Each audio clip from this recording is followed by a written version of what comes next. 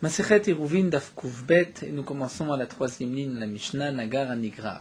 Là, la Mishnah va nous parler aussi de Gzerot Miderabanan, comme nous l'avons vu juste avant avec le din du Nagar, c'est-à-dire d'un morceau de bois, de fer, un pieu, qui était enfoncé dans le sol, sur le seuil de la porte, pour bloquer la porte, comme on dirait en tant que serrure.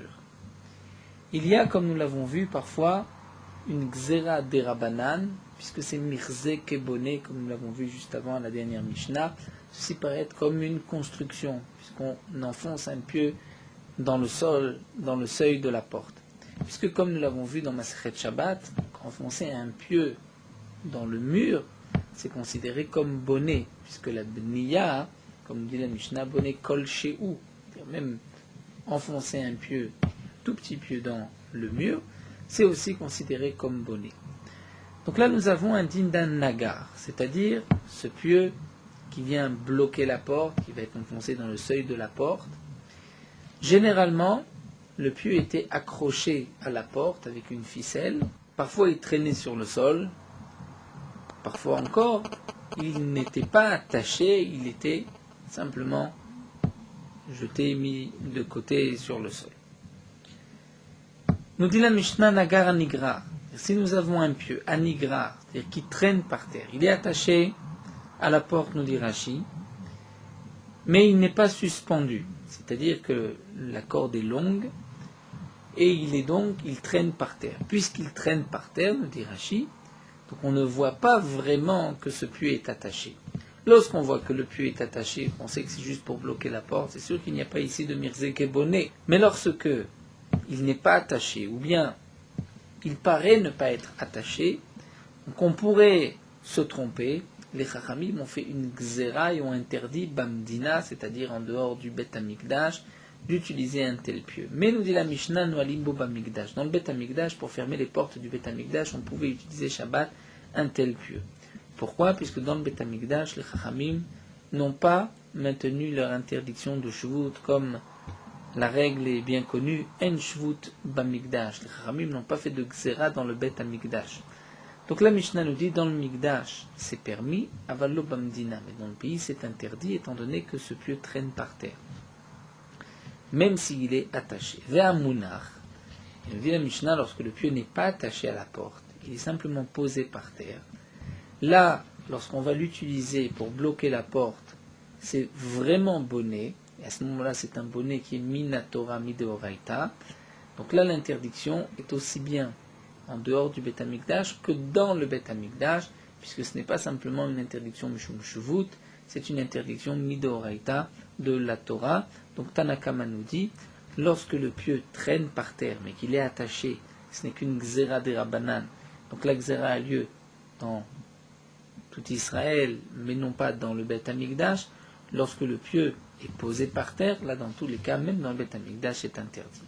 Rabbi Yehuda Omer, Amunach Mutar Bamikdash. Rabbi Yehuda dit, un pieu qui est posé, même s'il n'est pas attaché, Rabbi Yehuda considère que ce n'est pas une construction.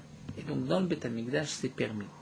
Dans la Médina, c'est-à-dire en dehors du Bet Amikdash, c'est vrai que c'est interdit à cause d'une Gzera. Ça ressemble quand même à un binyan, c'est une Gzera Miderabanan, mais ce n'est pas une véritable binyan Minatora. Donc c'est pour cela que d'après Rabbi Yehuda, le pieu qui est posé Mutar Bamikdash, Nigra, est celui qui est suspendu, mais qui traîne par terre, étant donné qu'il est attaché, il est permis même Bamedina.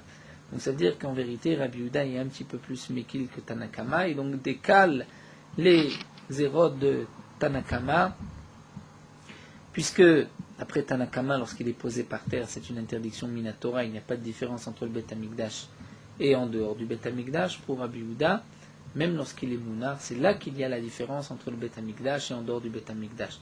Lorsqu'il est Nigra, où Tanakama lui fait cette fois-ci la différence, là Rabbi Yehuda nous dit qu'il n'y a pas de différence entre le Bet Amikdash et en dehors du Bet Amikdash.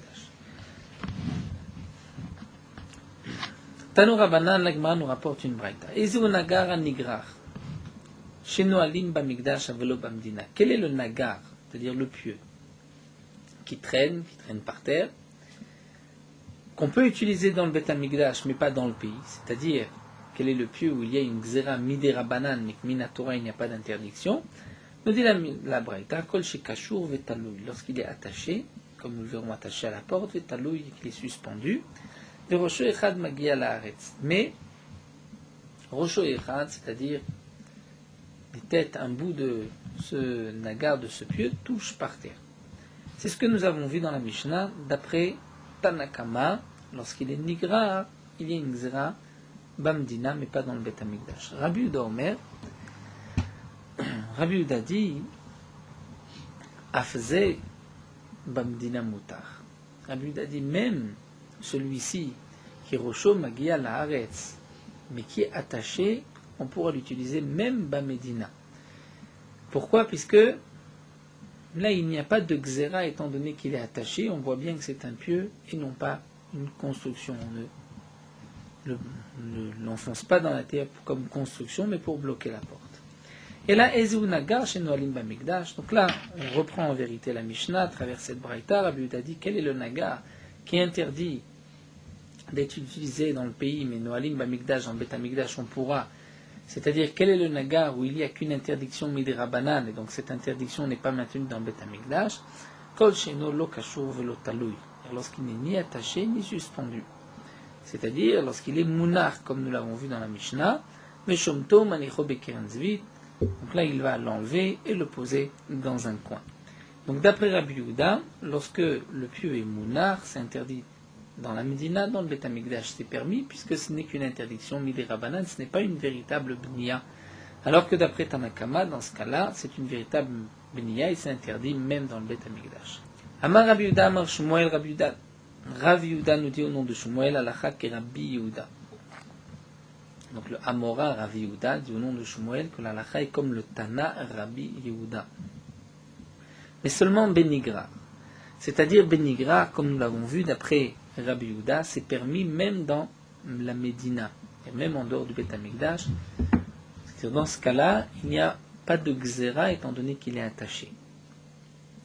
Maintenant, dans le din de Mounar, c'est-à-dire lorsque le pieu n'est pas attaché, il est posé par terre, nous avons vu que d'après Rabbi Yehuda, dans le Beth Amikdash c'est permis, et d'après Tanakama, même dans le Beth Amikdash c'est interdit. Eh bien là, nous dit Rashi, Shmuel ne dit pas dans ce cas-là que l'alacha est comme Rabbi Yehuda. Dans ce cas-là, l'alacha sera comme Tanakama. L'alacha est comme Rabbi Yehuda seulement dans le din de Nigra, qui pourrait être utilisé même dans la Médina. Amar Rava dit, mais attention, ou chez Kashur Badelet, c'est seulement lorsqu'il est attaché à la porte, et non pas lorsqu'il est attaché sur les poteaux de la porte. Emi demande l'Agma, mais pourtant, vers Rav Tavla est arrivé dans la ville de Mechouza, et il a vu un pieu qui était suspendu, qui était attaché à l'encadrement au poteau de la porte. Il n'a rien dit. Donc s'il n'a rien dit, donc on voit que pas seulement lorsque c'est attaché à la porte, même au poteau, ceci nous montre bien que c'est un pieu pour fermer la porte et que ce n'est pas une construction, puisque sinon, Rabbi Tavla aurait dû s'opposer. L'Agma répond à Unital bi'igado ave. Là-bas, c'était un cas particulier, puisque le pieu était tellement bien attaché, c'est-à-dire la corde était bien solide, et donc on pouvait le prendre et la corde ne se serait pas cassée. Et donc à ce moment-là, on considère qu'il est bien attaché, et ce n'est pas mirzeke, c'est-à-dire il n'y a pas de bniya, on ne voit pas que c'est comme bonnet, puisque donc il est attaché, on voit bien que c'est un pieu. Un petit peu comme l'Agmara avait fait cette différence auparavant, Nital Begdo, l'Agmara nous avait dit que l'Alma l'obligé, que c'est permis étant donné qu'il est bien attaché. L'Agmara continue avec un autre cas, Ravavia et Ken Nardé, Ravia était dans la ville de Nardé, Chazela ou Gavrad avec Akatir Begemi. Il a vu un homme qui était en train d'attacher son pieu avec une sorte de gémi de jonc. Amar, il lui a dit, Den lonitrok. Il dit, avec ce pieu, tu ne fermeras pas la porte. C'est-à-dire, considère que le pieu n'est pas attaché, puisque ce jonc peut à n'importe quel moment en tirant se briser. Donc si le pieu n'est pas attaché, comme nous l'avons vu, à ce moment-là c'est interdit de l'utiliser pour la porte, puisque c'est bonnet vraiment, ou mirze qui est bonnet, comme nous l'avons vu d'après Rabbi Yehuda.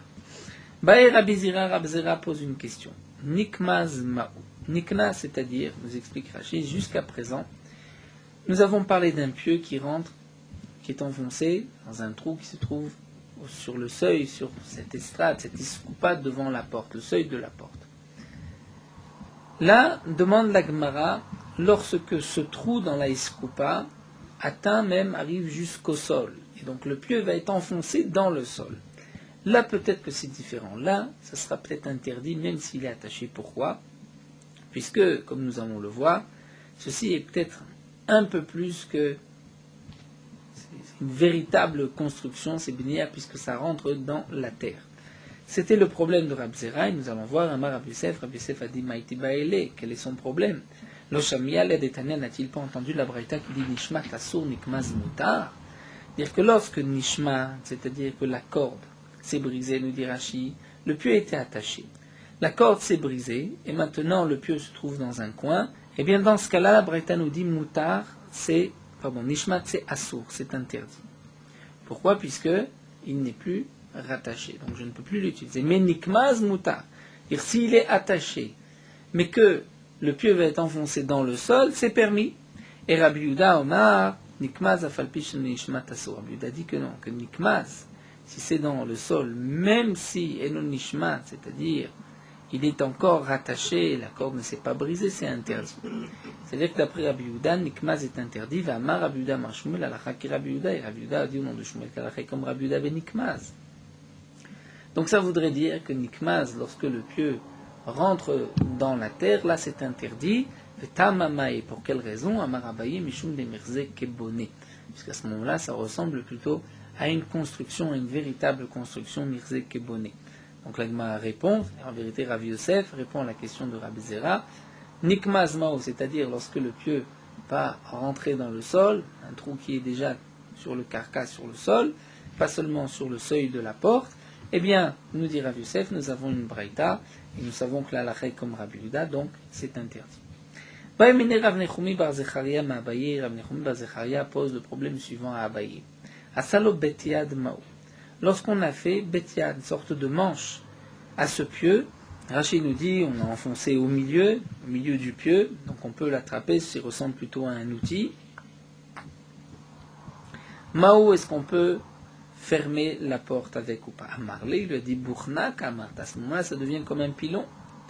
Et si c'est un pilon, c'est évident que c'est permis, dire avec cette pilon, cette maguette, on pouvait à l'époque moudre, casser le blé et des épices. Et donc dans ce cas-là, puisque c'est un keli, ceci ressemble à un outil, un ustensile, donc ça ne s'appelle pas ni bonnet ni bonnet, on voit bien que c'est juste pour bloquer la porte. Itmar amar Rav Nechumi bar Abda asalo betiad mutar. Rav Nechumi bar Abda nous dit, s'il lui a fait un betiad, un manche, c'est permis, comme nous l'avons dit. Aou Sharita, nous dit la Gemara, là nous allons sortir du problème de bonnet, nous allons voir plutôt dans les dynimes de Mouktsé. Est-ce qu'on peut bloquer la porte avec une poutre ? Aoucharita, une grosse poutre, nous dit la Gemara, Vebe Rabbi Padat, qui se trouvait chez Rabbi Padat. Il est dans le Beth Amidrash de Rabbi Padat, Davu Medaloule Be'asara. Il fallait 10 personnes pour soulever cette poutre. Veshadoula Adasha. Et il posait cette poutre devant la porte pour bloquer la porte. Velo Amarlou Velo Midi. Et Rabbi Padat n'a rien dit. Pourquoi Amar, il a dit Torat Kli Alea. C'est-à-dire que cette poutre a le statut d'un keli, puisqu'on peut s'asseoir sur une poutre, nous dit Rashi. Donc c'est comme un ustensile, ce n'est pas mouktsé, donc de là on apprend que tout objet, même s'il est très lourd, si c'est un objet, il n'est pas mouktsé. La Gemara continue avec un autre cas, Ayasita, Rashi traduit par un mortier. D'Ave be Marshmuel, qui était chez Marshmuel, d'Ave Marsekat Aderiba. Nirel Marseket, elle contenait Aderiba, c'est une mesure, un demi-corps, un léther, c'est-à-dire de 15 CA. Charé Marshmuel et Mijde Adasha, Marshmuel a permis de poser mortier devant la porte, ce qui lit pourquoi Martorat Kli Alea, donc ce n'est pas Moukti, on peut ainsi bloquer la porte. Là-bas, il n'y avait pas de problème de bonnet, c'est que bonnet, puisque c'était simplement posé devant la porte. Shalachle Ramé Bar Yecheskel Rav Amran. La Gemara nous dit que Ramé Bar Yecheskel a envoyé la question à Rav Amran, lui a dit Nimalan Mar, dis-nous, Rav Me'alin Milé Me'aliete, de ces belles choses, d'Amar Talan Mishme de Ravasi, que tu as dit au nom de Ravasi, Bekipé de Arba, dans ces cercles du bateau, c'est-à-dire dans ces arcs du bateau. Rashi nous explique qu'à l'époque, dans un bateau, pour pouvoir se protéger du froid et de la pluie, donc on mettait un morceau de bois, en forme d'arc, de cercle, de demi-cercle, d'une part et d'autre du bateau. Donc on en mettait plusieurs et ensuite il suffisait de mettre une bâche, une peau, un habit pour ensuite s'en servir comme tente. Et là nous allons rentrer dans le problème de Ohel. Nous avons vu dans Maseret Shabbat que nous n'avons pas le droit Shabbat, à cause donc de l'interdiction de bonnet, Ohel, de faire un toit pendant Shabbat. Mais nous avons vu aussi que s'il y a déjà un toit existant, on peut rajouter. Et le toit existant, c'est lorsque c'est déjà un tefar. Donc là, il lui a répondu, il a dit, Shalachle, il lui a dit, Achiyam Ravasi, c'est ainsi que Ravasi a dit, Anekipe de Arba.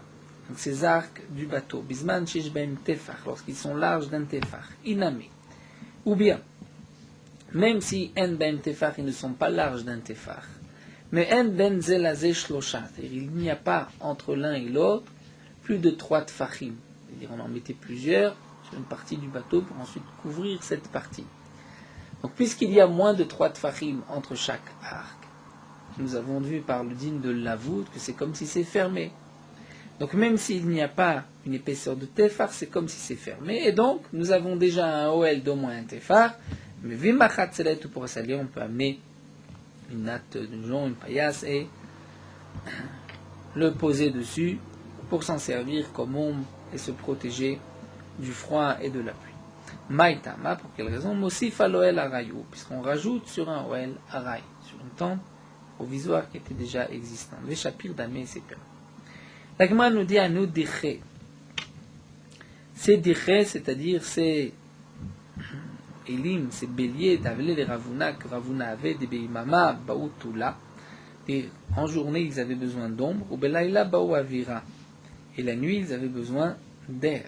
À tous les kamés des Rav. Ils se sont présentés devant Rav comment faire. C'est-à-dire, nous explique Rashi, même en été, à cause de la chaleur, ils avaient besoin le soir un peu de fraîcheur.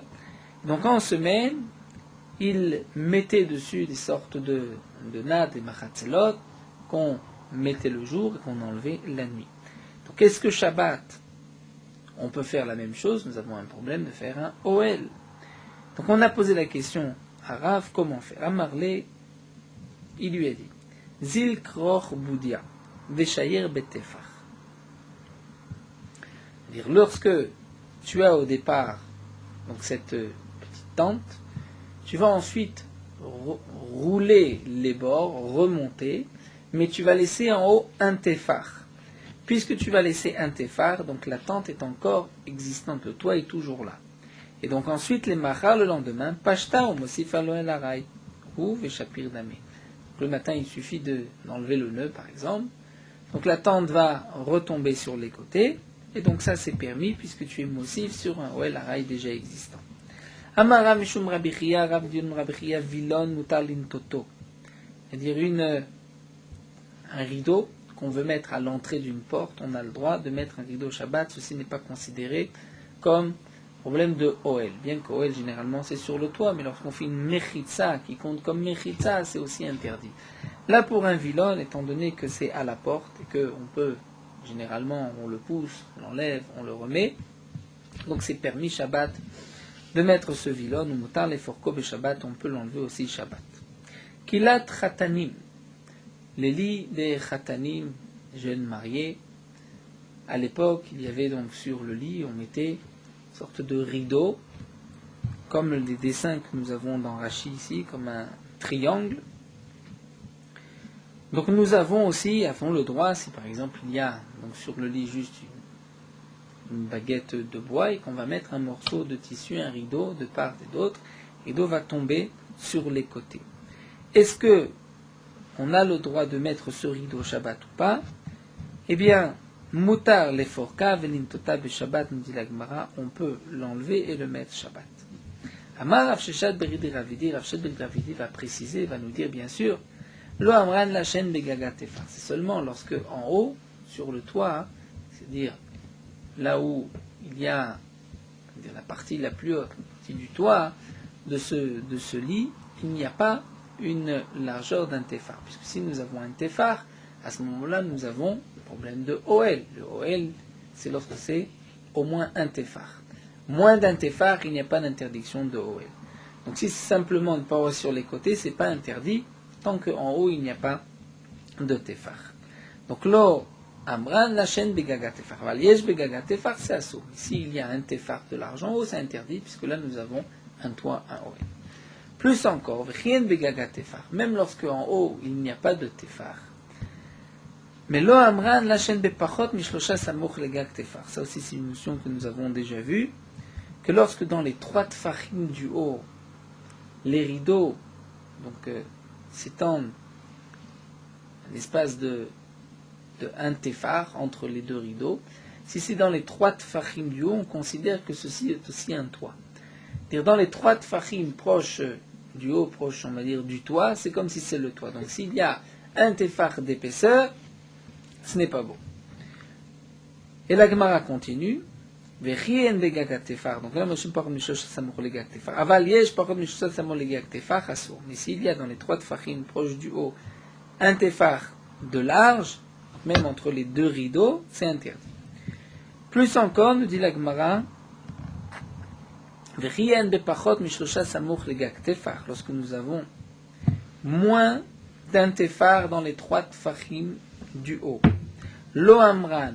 On a dit que c'est permis de mettre le rideau, de l'enlever. Et là, chez En Bishipoy, nous tournons la page qu'il n'y a pas dans le chipois, c'est-à-dire dans les bords du rideau qui tombe, téphar entre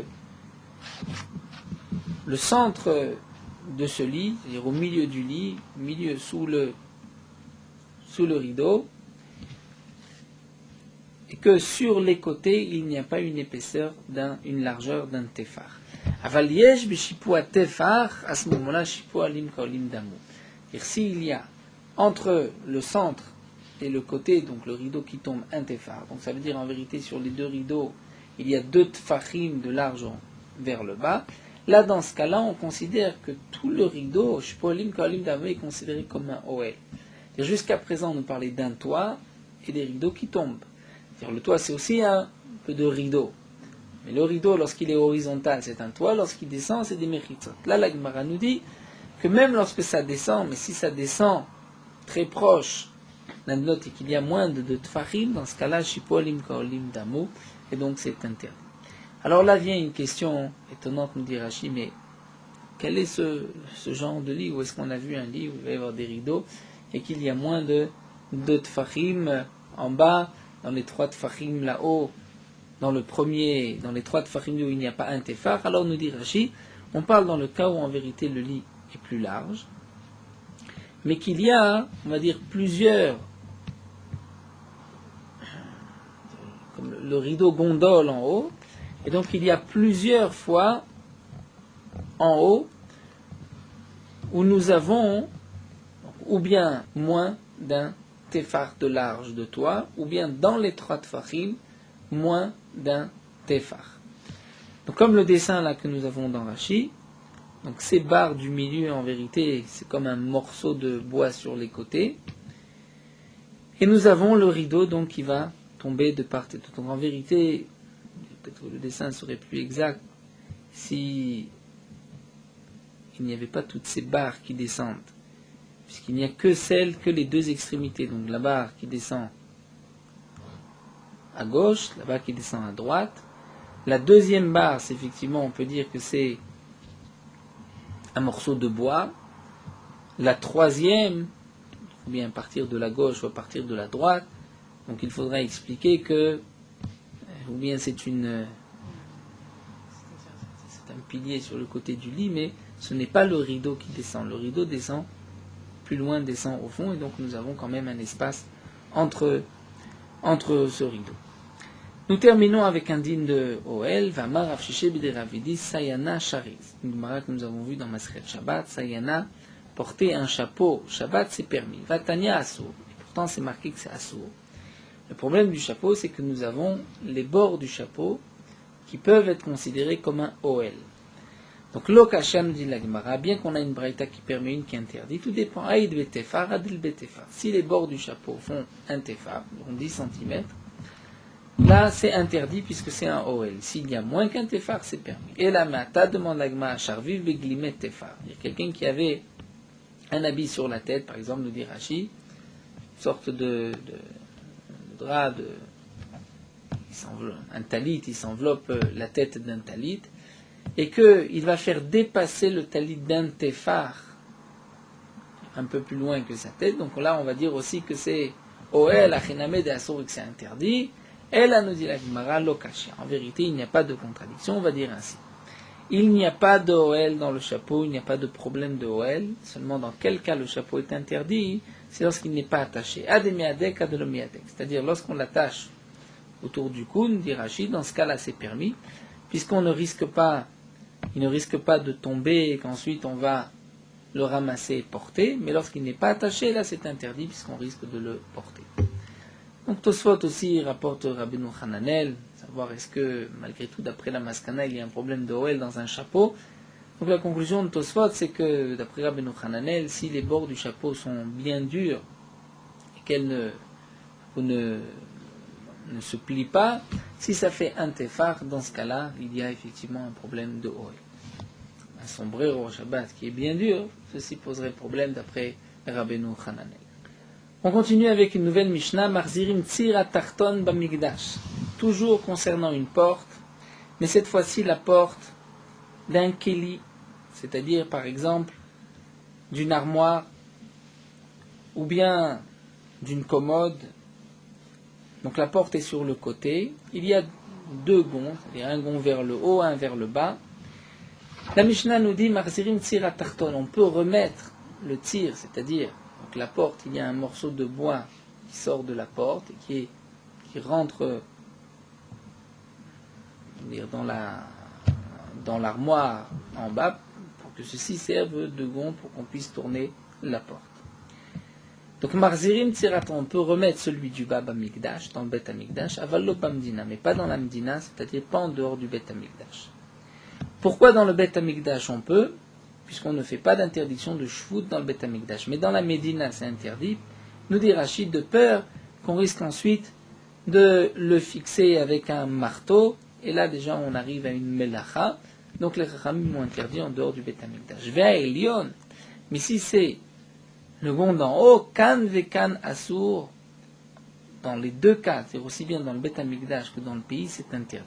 Pourquoi c'est interdit celui du haut? Puisque nous dit Rachid, lorsque celui du haut est sorti, donc à ce moment-là, la porte va automatiquement tomber. Elle perd l'équilibre, elle tombe. Et donc là, nous revenons à une interdiction de bonnet.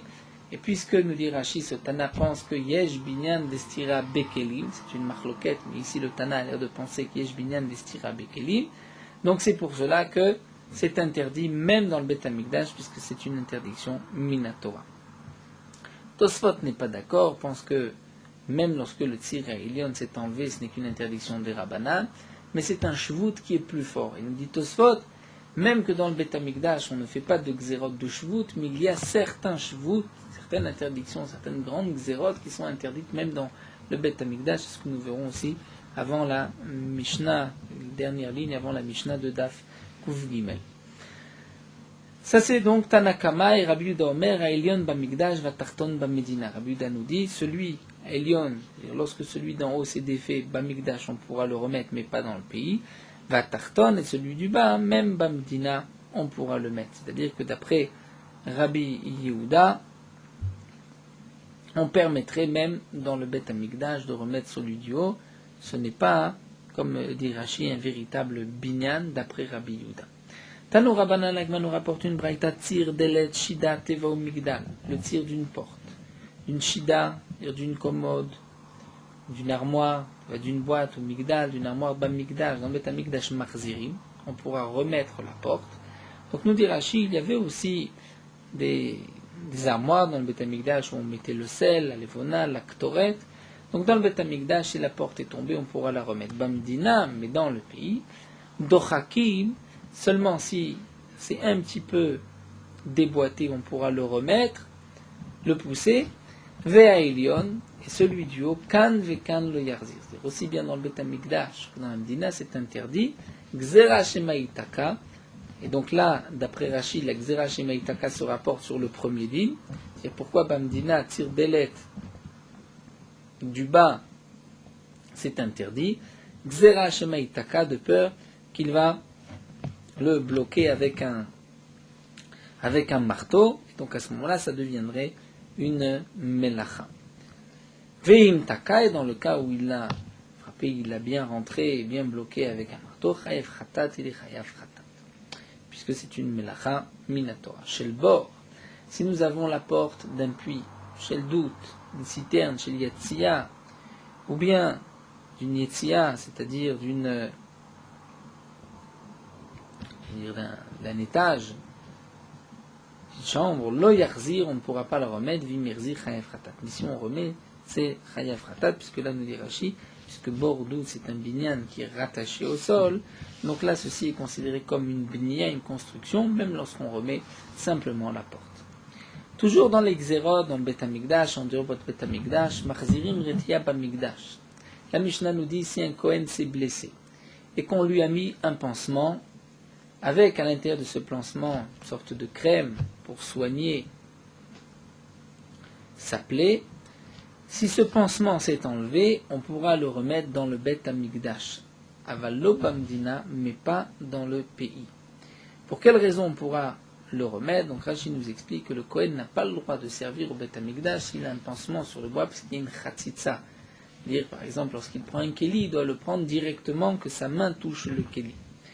Et donc les Chachamim n'ont pas fait de Xéra, puisque les Chachamim ont dit, si on lui interdit de remettre le pansement, il risque de ne pas l'enlever, de ne pas faire la avoda. Donc les Chachamim ont permis, c'est ce qu'on appelle, nous dit Rashi, vous trouvez Sofan Mishum Trilatan. On a permis Sofan Mishum Trilatan, c'est-à-dire on a permis de le remettre, de peur que sinon, si on lui interdit, il ne l'enlèvera pas. Aval lo Bamdina, mais pas dans la Médina, c'est pas en dehors du Bet Hamikdash. Pour quelle raison? On craint qu'il risque de bien étaler cette crème, et à ce moment-là, il rentre dans l'interdiction de Memachek, c'est-à-dire chaque fois qu'on rend lisse quelque chose, c'est Memachek, comme nous l'avons vu dans Mesret Shabbat, le din de Memachek, c'est lorsque on prend une peau, on enlève les poils de la peau, Memachek, puisqu'on rend lisse la peau, de même l'interdiction de se mettre une crème, une pommade Shabbat, c'est aussi pour cette même raison.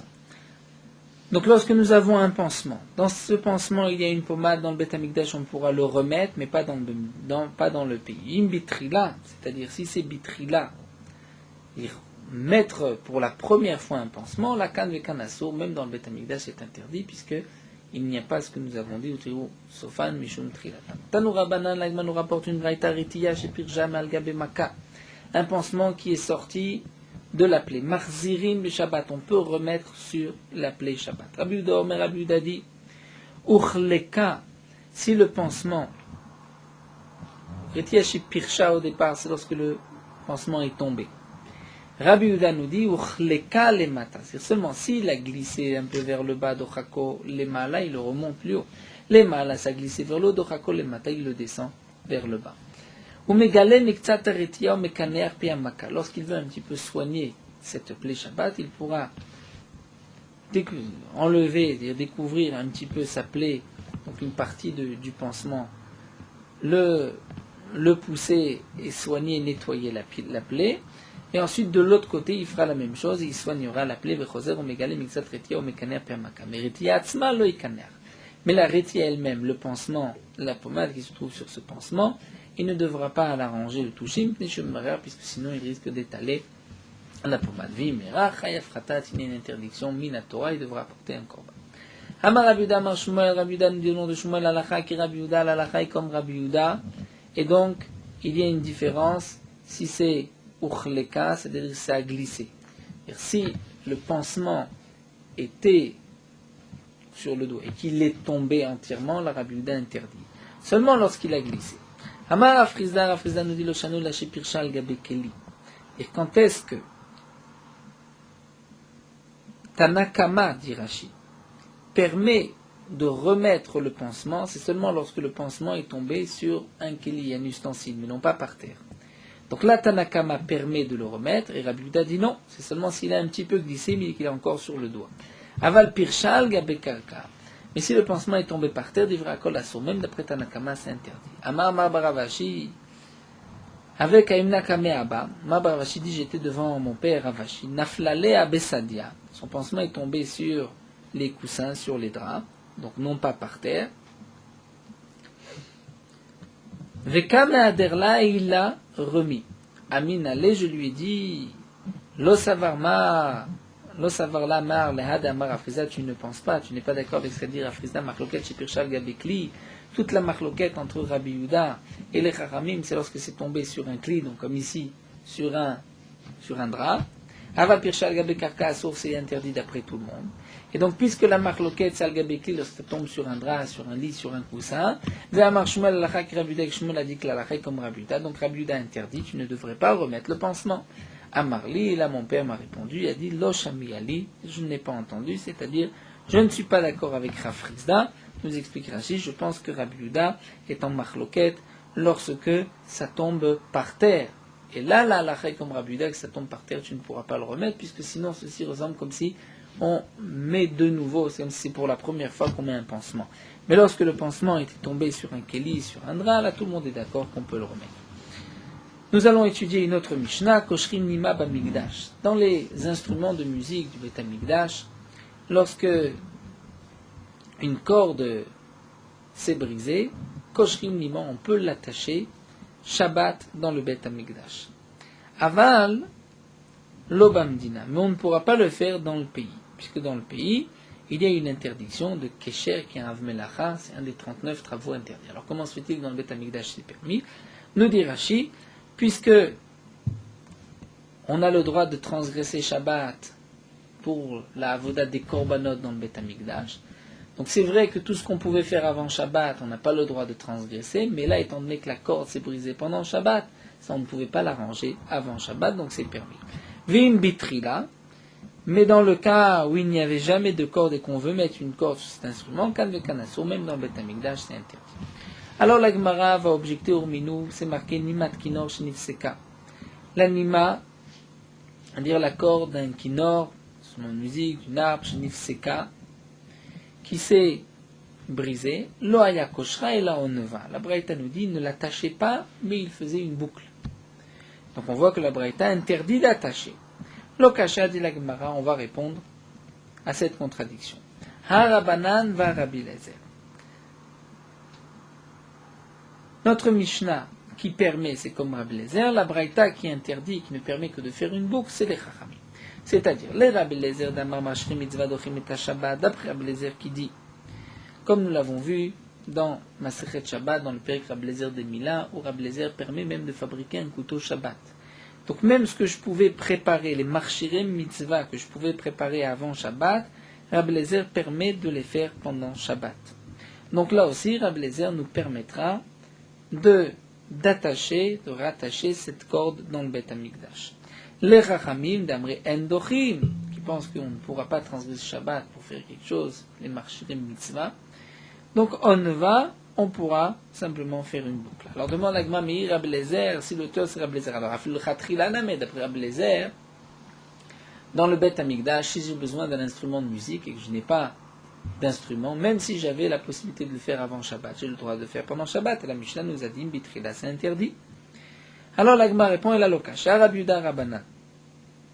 On va répondre différemment. L'un c'est Rabbi Yehuda, l'autre c'est les Chamim. De quel Rabbi Yehuda? Rashi nous rapporte, aussi dans Masechet Shabbat, Rabbi Yehuda interdit la Haniva au même titre qu'un Kesher. Une boucle, d'après Rabbi Yehuda, c'est comme un nœud et c'est interdit. C'est les Chachamim qui pensent que faire un nœud, c'est interdit pendant Shabbat. Mais faire une boucle, c'est permis, donc on te permettra de faire une boucle et pas de nœud. Mais Rabbi Yehuda, lui, qui pense que le nœud et la boucle, c'est interdit au même titre que kosher, faire un nœud. Donc là, Rabbi Yehuda nous permet dans le Bet Hamikdash, puisque, comme nous allons le voir, la Gemara dit, Rabbi Yehuda pense comme qui? Rabbi Yehuda Liba Deman, il pense comme il y a Liba de Rabbi Lezer, nous continuons d'Afkouf Gimel. Si Rabbi Yehuda pense comme Rabbi Lezer, qui a dit que même les marchirim mitzvah qu'on aurait pu faire hier, on a le droit de le faire aujourd'hui, donc c'est pour cela qu'on a le droit même d'attacher. Alors, nous dit la Gemara, la même question que nous avons posée plus haut, D'après Rabbi Yehuda, s'il pense comme Rabbi Eliezer, on pourrait même, lorsque la corde ne s'est pas brisée, mais qu'on a besoin d'un instrument de musique, d'accrocher cette corde. Et la lokasha, donc l'Agma reprend, et nous dit il n'y a pas de contradiction entre la Braïta et la Mishnah, ce sont deux auteurs différents, à Rabbi Shimon, à Rabbanan. L'un c'est Rabbi Shimon, l'autre c'est Rabbanan. C'est-à-dire, nous allons voir des Tanya. Ben Levi Shnifsekalonima, un Lévi qui devait chanter au Beth Amikdash, jouer avec cet instrument de musique, Nifsekalonima, une corde s'est brisée, Bekinor, dans un kinor, Koshra, il devra l'attacher. C'est-à-dire, il pourra l'attacher, pardon. Rabbi Shimon Omer, on va. Rabbi Shimon dit, on va, il ne pourra faire qu'une boucle. Rabbi Shimon ben Lazar Omer, Afiye namashmet et akol. Rabbi Shimon ben Lazar dit, on ne peut pas faire de boucle, puisque lorsqu'on fait une boucle, à ce moment-là, le son est différent, il n'y a pas un beau son, cet instrument ne sort pas le même son. Et là, nous dit Rabbi Shimon ben Lazar, qu'est-ce qu'on va faire? Meshalshel milemata vekorech milemala, ou meshalshel milemala vekorech milemata. Rashi nous explique que les instruments, tant qu'étaient faits, il y avait donc deux barres, une en haut, une en bas, dans lesquelles on enroulait les fils, et on pouvait enrouler donc pour bien serrer, on pouvait desserrer et réajuster en haut. Donc Rabbi Shimon ben Lazar préfère, plutôt que d'attacher, puisque le son n'est pas le même, Rabbi Shimon ben Lazar permet de réajuster cet instrument. Ça, les Chachamim pensent que c'est plus grave de réajuster, puisqu'à ce moment-là, on arrive à une interdiction, puisqu'on fabrique un keli, on fabrique un instrument. Et donc, voici comment nous allons répondre à notre Mishnah. Rashi nous explique notre Mishnah, ce sont les Chachamim qui sont en marloquette avec Rabbi Shimon. Dans la première braïta, c'est marqué Ben Levi Shifsakonima Bekinor Koshra. Donc ça, c'est Tanakama, ce sont les Chachamim qui pensent qu'on pourra attacher, faire un nœud. On pourra faire un nœud si cette corde s'est brisée pendant Shabbat, étant donné que, comme nous dit Rashi, il pense comme Rabbi Eliezer que marcherait mitzvah, on peut les faire pendant Shabbat si on ne pouvait pas les faire avant Shabbat. Mais lorsque tu peux les faire avant Shabbat, donc là les Chachamim ne sont pas d'accord avec Rabbi Eliezer et pensent que Betrila c'est interdit. Dans la Braïta qui nous dit Loaya Koshra et la Onva, qui est l'auteur de cette Braïta, c'est Rabbi Shimon, qui lui pense que il vaut mieux faire une Aniva. Et donc nous avons vu en même temps la chita de Rabbi Shimon ben Elazar, qui lui pense que si on fait un nœud ou une boucle, donc pas seulement une boucle, même un nœud, le son n'est pas le même. Et donc, Rabbi Shimon ben Elazar nous dit, puisque de toutes les manières la kshira c'est un av melacha, donc il vaut mieux réajuster l'instrument comme il faut, et transgresser Shabbat, on va dire, en fabriquant ce keli, plutôt que de faire un nœud, de transgresser aussi Shabbat, mais ne pas avoir le même son. Les Chachamim, nous dit Rashi, eux préfèrent plutôt faire un nœud, puisque lorsqu'on va être méchalchel, c'est-à-dire réajuster, donc dérouler et réajuster vers le bas, nous dit Rashi, d'après les Chachamim, on craint que par la suite tu risques même de prendre de nouvelles cordes et de faire la même chose. Veiba et Tema, on termine avec deux autres explications. Iba et Tema, ou bien encore je peux te répondre, Ave Rabbanan, la Braïta et la Mishnah, ce sont les Chachamim, Vlokashekan, Bemtsa, Kanminatsa. Tout dépend si c'est au milieu ou sur le côté. C'est-à-dire, nous dit Rashi, c'est comme les Chachamim que marcherait mitzvah que tu ne pouvais pas faire hier avant Shabbat, donc tu as le droit de les faire aujourd'hui. Donc puisque la corde s'est brisée, s'est cassée pendant Shabbat, tu peux arranger. Donc dans quel cas tu peux attacher lorsque ça se fait au milieu, parce que si tu fais une boucle, on n'entendra pas un bon son. Mais la aniva, c'est lorsque ça s'est brisé, donc vers le haut, sur le côté. Donc là, ça n'a pas besoin d'être très tendu, nous dit Rashi, même avec une boucle. Même si ce n'est pas très solide, même avec une boucle, le son est le même. Veiba et Tema, où l'Agma termine avec une autre explication. On parle même dans le cas où la corde s'est brisée au milieu, mais Mar Sava Gazrinan, Mar Sava lo Gazrinan. Donc là, nous avons une marloquette.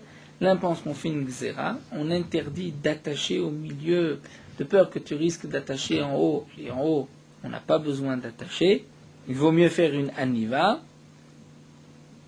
Et le Tana de la Mishnah pense qu'on ne fait pas de xéra et donc on peut attacher même au milieu.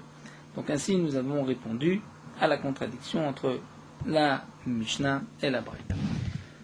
On continuera demain Bezrat Hashem avec la Mishnah suivante où encore nous voyons ces différences entre le Beth Amikdash et le reste du pays, puisque dans le Beth Amikdash les Chachamim n'ont pas toujours fait de xéra. Donc c'est sûr que c'était le point que nous avions rapporté plus haut d'après Tosfot. Il y a parfois des xérotes dans le Beth Amikdash. La preuve, c'est la dernière réponse de la Gemara, puisque là on parle d'un instrument dans le Beth Amikdash. Malgré tout, on voit qu'on fait une xéra de ne pas attacher au milieu, de peur qu'on risque d'attacher minatzad en haut. Donc cette xéra est maintenue, puisque, comme dit Tosfot, ce sont des xérotes plus fortes qui, même dans le Beth Amikdash, ont lieu d'être appliquées.